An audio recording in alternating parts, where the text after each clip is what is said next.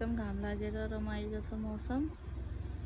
छोरीलाई पनि यसो घुमाउनु लिएर जाउँ, हाम्रो पनि बिदा छ भनेर जान लागेको साथीहरू। हामी चाहिँ पार्कमा आइपुग्यो।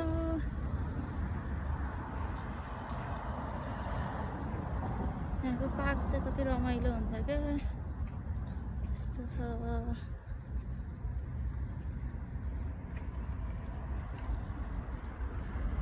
घाम लागिरहेछ एकदम राम्रो।